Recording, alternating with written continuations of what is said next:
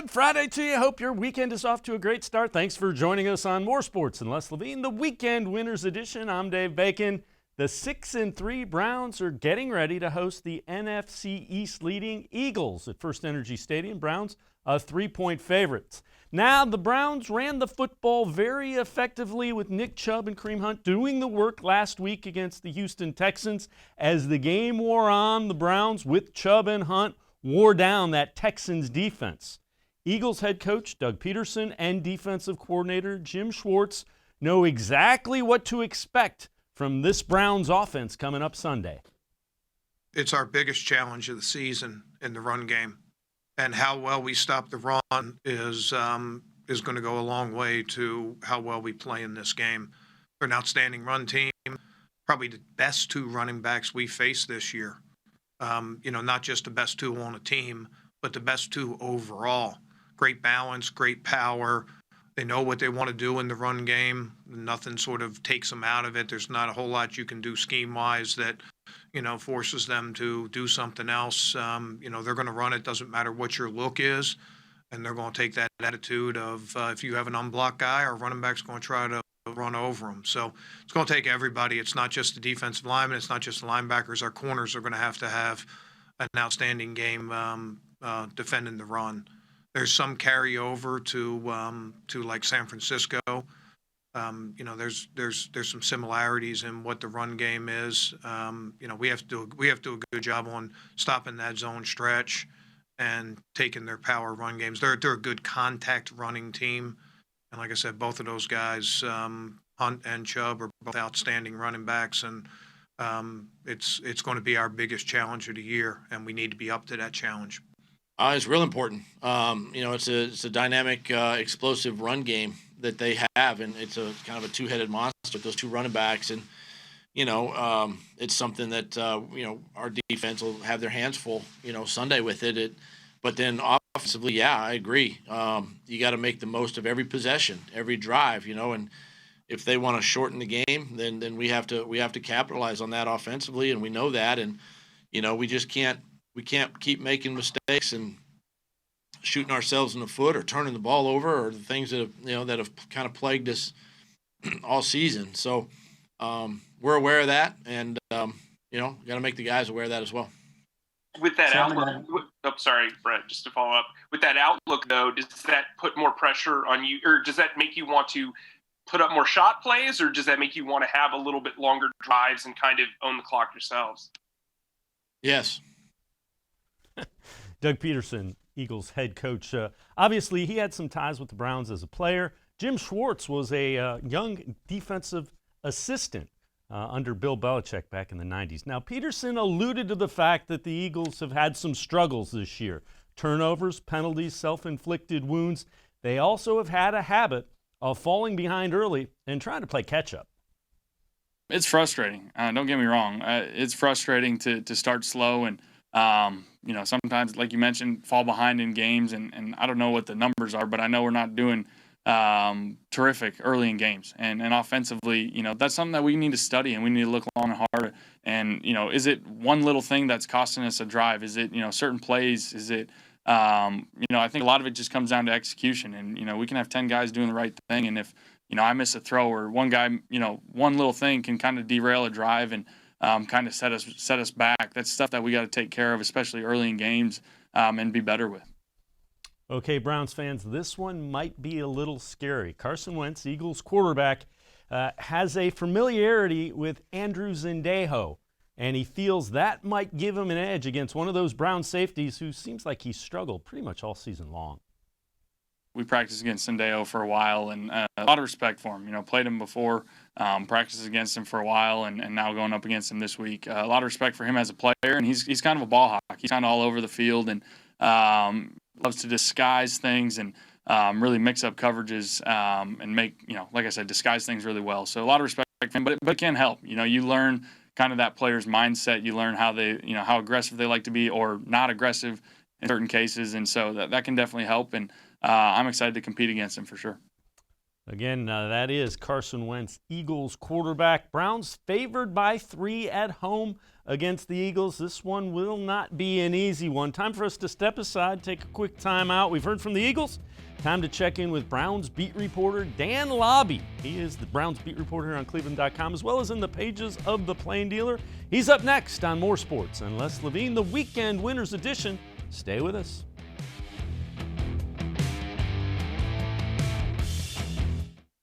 Presque Isle Downs and Casino has sports betting. Use one of our 50 state-of-the-art Bet America kiosks to place your bet and watch your favorite games on one of our many HD televisions or visit our sportsbook area. Only at Presque Isle Downs and Casino.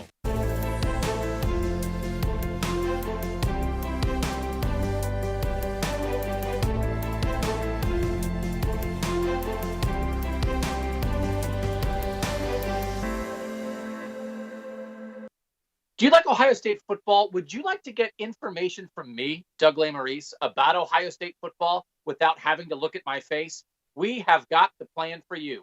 Become an Ohio State text subscriber through cleveland.com. You send a text, 614-350-3315. What do you get? 2, 3, 4 texts right in your phone every day about Ohio State football. Inside information, polls, voting, all kinds of things. You can be on our podcast. We take text subscriber questions on our Buckeye Talk podcast every week. If you really want to be involved with Ohio State football, in season or out of season, become an Ohio State text subscriber from cleveland.com. Send a text to 614-350-3315. 14-day free trial. What do you have to lose? $3.99 a month after that. 614-350-3315. I'll see you in your phone. Tri-C is here for you. Now more than ever, you need a post-secondary education. So I encourage you to start your journey here at Tri-C. The majority of fall classes will take place online, but we've added a variety of formats to meet your learning needs, and we've taken many steps to keep you safe on campus. Whether you're ready to get started or your four-year plans have changed, Tri-C is where futures begin. The Ohio Lottery Partners in Education program recognizes role model students and teachers from across Ohio. Nominations can now be done completely online. To nominate a deserving teacher or student, go to ohiolottery.com. In the About section, find Partners in Education. There you will find links to the nomination forms. Students, kindergarten through 12th grade, can be academic all-stars. Teachers can be honored as a Teacher of the Month. The Ohio Lottery Partners in Education, where stars shine.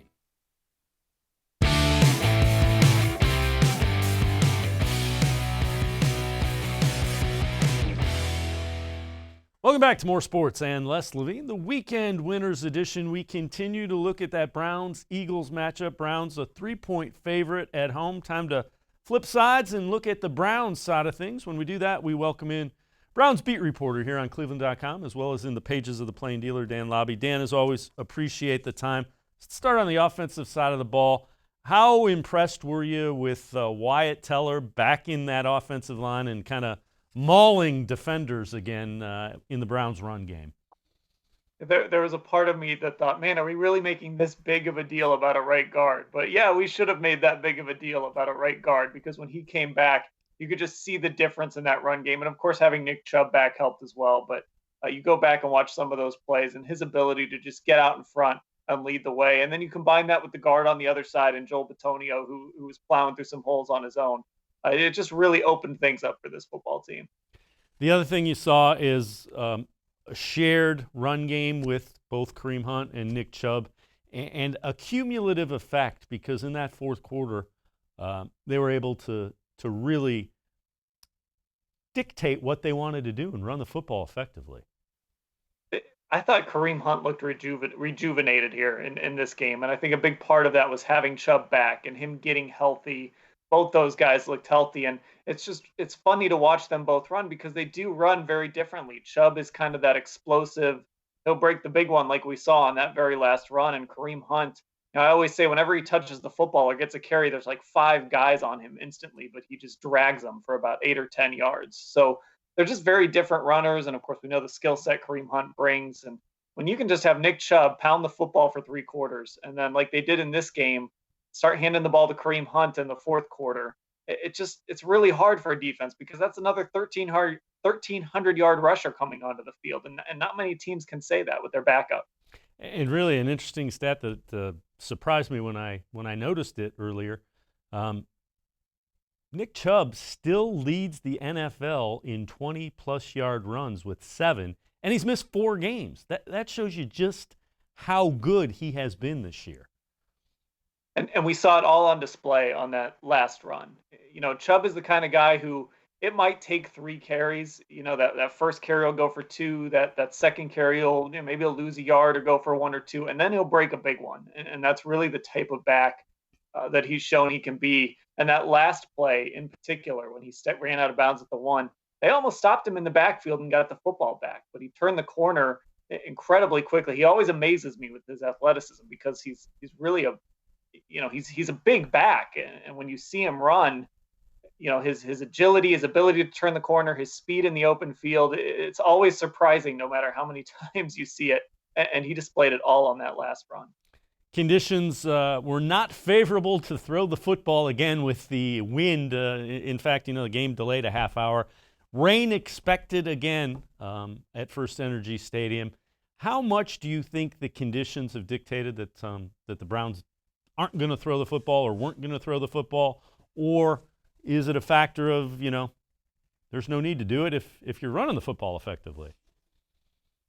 So you can make the case for both, that maybe they're trying to minimize the quarterback a little bit, that they know their strength is the running game. But if you look on the other side in these last 2 games, the Raiders came out and they decided they were going to make this a low possession game a couple weeks ago, and that's what they did. And they just pounded the football over and over again. And that tells you they didn't think that there was going to be much downfield when they let Derek Carr throw. And for Houston, this is a downfield passing attack. This is a passing attack that thrives on Deshaun Watson creating opportunities and hitting guys down the field. And that wasn't going to happen. And you saw in this game, they were kind of pounding the ball a little bit with Duke Johnson. If there's any concern out of that game, it's that Duke Johnson had maybe a little too much success running the ball against this defense. But, I just think it was really hard to pass the football. And if you don't want to look at the Browns and make a case from them, just look at what the other 2 teams that came in here and played in these conditions did. Nobody was throwing the football around. Bottom line is, the Browns didn't play great by any stretch, but they found a way to win without playing a really good game. That's playoff teams do that. Is there something to be said for winning when it's not your best performance? Doesn't matter if it's 10-7 or whatever, it's a win. Win is a win. At the end of the year, they only count up the wins. Right, there's no playoff committee. They don't sit in a room and watch tape. They just count up the wins, and the teams with the 7 most wins get in. Unless you're the NFC East, then you just get in because you won your division. We'll get to that division here shortly. But when you look at what the Browns did coming out of that Pittsburgh loss, when they came out and they beat Cincinnati in a crazy game, they needed a last-minute throw from Baker Mayfield to Donovan Peoples-Jones. They found a way to win that game. And here against Houston, they had lost 2 out of 3 games. They lose this game to the Texans. It's 3 out of 4. And now you're really going in the wrong direction. But they found a way to win an ugly football game. That goal line stand was huge on 4th and 2. You have Baker Mayfield making, the biggest throw of the game on 3rd and 18. They just found ways to make plays when they needed to beat the Texans on a day when it was really difficult to do much. Now, what do you expect from the Eagles defense? Jim Schwartz was part of that Belichick staff that was actually guys have gone on to big things from that staff in the 90s with the Browns. Jim Schwartz, defensive coordinator, former head coach. What do you expect him to do defensively? This is going to be an interesting game for Baker Mayfield because this team brings a lot of pressure. They are tied for 3rd in the league in sacks. Brandon Graham has 7 sacks this season, but they've got other guys too that can get after the quarterback. They're going to bring lots of pressure and make Baker Mayfield throw the football against pressure, which is something he's struggled with. You go back to the Pittsburgh game, and when Baker Mayfield has had struggles in his career, it's usually been dealing with pressure. You can say that for a lot of quarterbacks, but the difference is really stark with Mayfield. And so I think that's where it's going to start with the Eagles. They're going to test Mayfield when he's in throwing situations. There's going to be guys coming at him and guys in his face. Now, Andy Janovich may not be available at fullback. They did use Kareem Hunt as a fullback last year when he first came back. Is that maybe something you look for them to sneak him in there because he can be effective out of the backfield as a fullback, a non-traditional lining up as fullback in the pass game?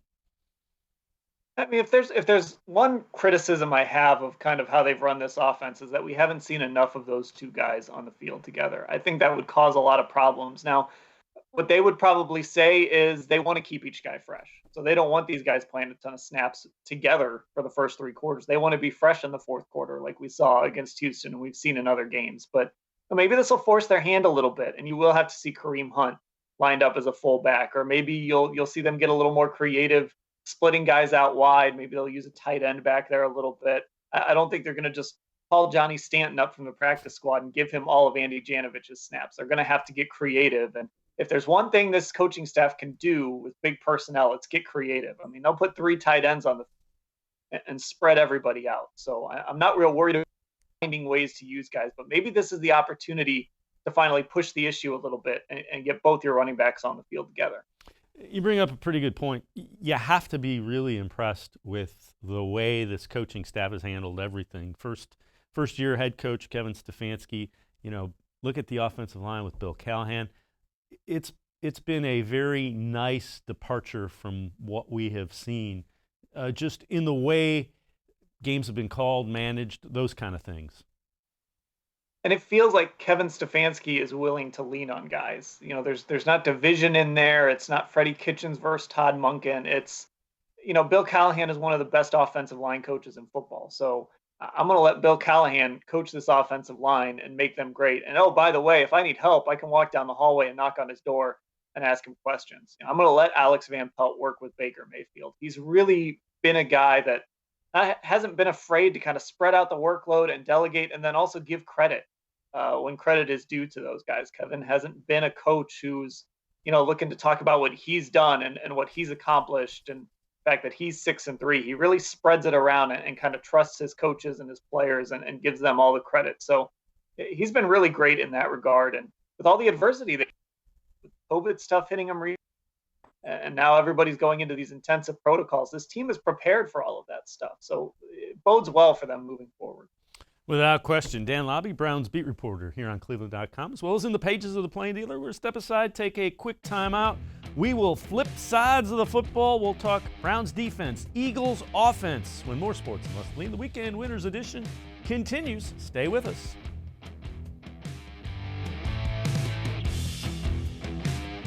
Transform your home for the holidays with an authentic Nature Stone garage floor. No more tripping on cracked, uneven concrete. Stop slipping on puddles and standing water. It's the safer, more beautiful garage floor that's easy to clean and never needs replaced. That's why it's backed by Russell's Promise. For a limited time, get more Nature Stone than ever before with up to half your garage floor free. Schedule your free cost estimate easily online today at naturestone.com to qualify for your free flooring. It's not just a floor. Wow, it's Nature Stone. There are tastes we remember. Every smell brings the happiness of times gone by.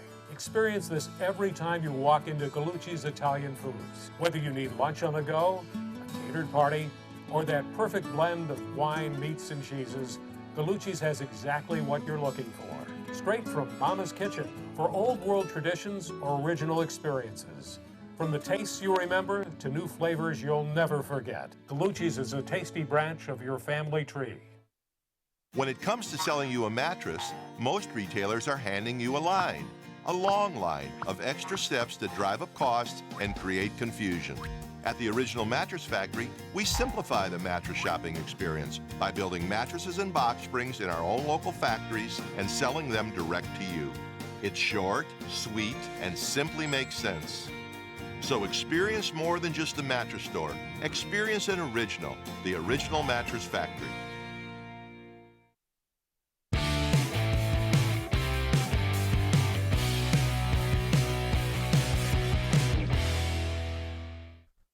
More sports and less Levine. The Weekend Winners edition rolls on. Thanks for joining us. We continue to talk Browns and Eagles. Kickoff 1 o'clock Sunday over at First Energy Stadium. Browns a 3-point favorite. Let's welcome back in Dan Labbe, Browns beat reporter here on cleveland.com, as well as in the pages of the Plain Dealer. And let's flip sides of the ball, Dan. When you look at that Browns defense, 7 points allowed was actually a really good effort. Now, I will give you, it's weather condition aided, but we take small victories when we're talking about the defense here. You do. And, looking back at the game, I wasn't blown away by the overall defensive performance. But again, sometimes it's about moments, right? So that you get that 4th and goal and you've managed to stop Deshaun Watson and keep them out of the end zone. And then there were other situations, too, where they got off the field when they needed to get off the field in key moments, because that game, as all bad weather games are, was really about possession. And when you had an opportunity to get possession back and hang on to the football, that's what you wanted to do. So the defense was opportunistic. The turnovers have dried up just a little bit, so you'd like to see those start to come back. But the last 2 weeks, they've kind of used their conditions to their favor, and the point totals look good. You mentioned the turnovers. That's something that's really plagued Carson Wentz and the Eagles, that and penalties. Is that a point of emphasis, do you think, for this defensive unit? Let's get back to taking the football away some. For sure, and it always is, but especially this week. I'm sure Myles Garrett is just licking his chops to get after this game, because Carson Wentz is a guy that he's going to try and make a play until he can't make a play anymore. And, this last week, it was a little small victory for the Eagles. Now, they lost the game, but as far as Carson Wentz, it was a small victory because we saw him not extending plays. We saw him getting rid of the football. So I know that's something they've been wanting him to do, but Carson Wentz is the guy that's going to extend things, and he's going to keep looking downfield, and he's going to want to throw the football. And Myles Garrett, we know how fast he is and how quickly he can close. So there's going to be some opportunities as long as he's back and feeling 100%. I know he's been sick the last couple days, but if he's ready to go on Sunday, he's going to be using that speed, and there's going to be some strip sack opportunities for Garrett in this game. When you look at that defense, who was somebody that think stood up and played well, and that bodes well going forward against the Texans in allowing only 7 points? Who kind of grabbed your attention? I thought Sheldon Richardson played well, which is nice. He's kind of collecting all the half sacks out there, but I thought he played well. I keep mentioning that 4th and goal, and he was the other guy along with Garrett who really helped stop that play. And, look, Ronnie Harrison has sort of developed into one of this team's best defenders. It's really Myles, Denzel Ward, and Ronnie Harrison right now are probably your top 3 guys on that defense. And, we saw the play with Deshaun Watson where, Watson had to make that Superman play to complete the pass, but he had Harrison hanging around his ankle. I think this is a guy they can use in so many ways. We've talked about him over and over here on this show. I know that, but he can get after the quarterback. He can get his hands on the football. He just has a knack for that. So I think Sheldon Richardson and Ronnie Harrison were really the 2 guys outside of Myles Garrett who kind of stood out for me coming away from that game. If you had a recipe for a Browns victory, what are you looking at? And we'll get to what you think's going to happen. But as you look at this, how do the Browns have to play in order to come out, ahead? It's the formula they've been using all year. Run the football. Everything starts with the run, because that can help you sort of alleviate that pressure, and that can set up some of those bootlegs and some other things you might want to do. Play action, just those little things that might make a really fierce pass rush just have to wait for a split second too long to be able to get to Mayfield. Maybe you open some things up so that they aren't blocking passing lanes, so they aren't blocking his vision, get him out of the pocket. And all of that starts with the run game. And when you have Nick Chubb and Kareem Hunt and your offensive line is whole, you should be able to run the football against anybody. So we're going to say this over and over again with this team, I think, for the rest of the season. It's all going to start with those 2 guys running the football and just sort of build out from there. Eagles have, we heard earlier in the show from Carson Wentz, it's been frustrating for them because they've fallen behind early. Is that another thing? If you can get ahead of this team and maybe force Carson Wentz to feel like he's got to extend things and try to make a play? Exactly. Put Wentz in a position where he might force some things, and you get an interception, you get a turnover. And really the Browns themselves, they're a little bit more of a front-running team too. Again, going back to how they want to play football. They don't want to have to play from behind. They don't want to have to put Baker in the shotgun and go 4 wide. I don't know if they've used 4 wide receivers on a single play all season. If they have, I don't remember it. So they want to be able to dictate things and play their way. And on defense, they want to be able to let Myles and maybe Olivier Vernon, if he can get going again like he did against the Raiders, let these guys kind of pin their ears back a little bit and go after a guy like Wentz. And they don't really use the run game maybe as much as they should, even though Miles Sanders is a nice back. So that helps the Browns too. They can really just pin their ears back, go after Wentz, and if they have the lead, that just makes it easier. When you look at it, what do you see in this one? This one, as I mentioned, concerns me. How do you see it? Well, this might be one of those games where I have multiple predictions in different places. I can't make a decision on this game, to be honest. This game I've sort of circled it as one of those games that you're supposed to win, but maybe you don't. Every NFL team has one of those games. I think I saw the line on this was something like 3 or 3.5, so I think I would take the Eagles in that. But I think for right now, I'm going to take the Browns in a close one, 24-21. I will take the Browns by even less. They find a way to win by a point, provided they don't lose the turnover battle. I'm always going to put that caveat in because I think more than anything with this team, if they don't turn the ball over and they run the football, those are two of the three facets to win. Who concerns you weapons-wise for the Eagles' offense? You're getting Jeffrey back. Ertz might be back. You mentioned Sam. Who's the guy that you're like, that's not a great matchup for the Browns? Well, their run defense has been pretty good, but, Miles Sanders still makes you nervous because he can do different things, right? He can catch the football and he can run it. But, Zach Ertz, if he's back and he's healthy, he's a guy that kind of worries me. Fulgham has been a real revelation for them, and he's Carson Wentz's kind of go-to guy. Are you really going to use Denzel Ward, though, on him, or is he going to have a chance to maybe work against somebody else? But anything they can do over the middle of the field, if they can get a quicker passing game going, and I know that's not really what Carson Wentz loves to do, but if they can get a quicker passing game going over the middle, any of those guys that can just operate in that area, that's what concerns me. And if you let the Eagles kind of hang on to the ball and move it efficiently, that's when you get really nervous about this team. Alshon Jeffrey was back last week, didn't play a lot of snaps, so it'll be interesting to see. That's a big body wide receiver that has had some success. It'll be interesting to see if they can use him and get him on the field more. And I think that's what has to have Eagles fans so frustrated, is they do have weapons. And this team always seems to be dealing with injury. They always seem to be dealing with something, going on around them. And they just haven't been able to put it together. It's always one step forward and 2 steps back.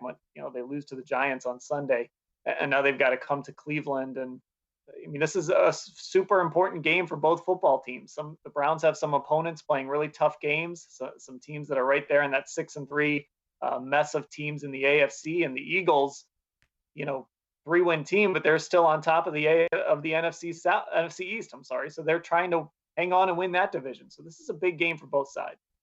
Dan Labbe, Browns beat reporter here on cleveland.com, as well as in the pages of the Plain Dealer. As always, we appreciate the insight. Thanks for the time, Dan. I'm sure we'll be talking to you. No show next week, so have a great Thanksgiving. All right, you too. Thanks. All right. That's Browns beat reporter Dan Labbe. We're all done for this edition of More Sports and Les Levine, the weekend winners edition. Les Levine back in the chair from 6 to 7 Monday. Bud Shaw will be the guest. We will have this weekend off for Thanksgiving. Have a great Thanksgiving, everybody. We will see you again in a couple of weeks here on More Sports and Les Levine, the weekend winners edition.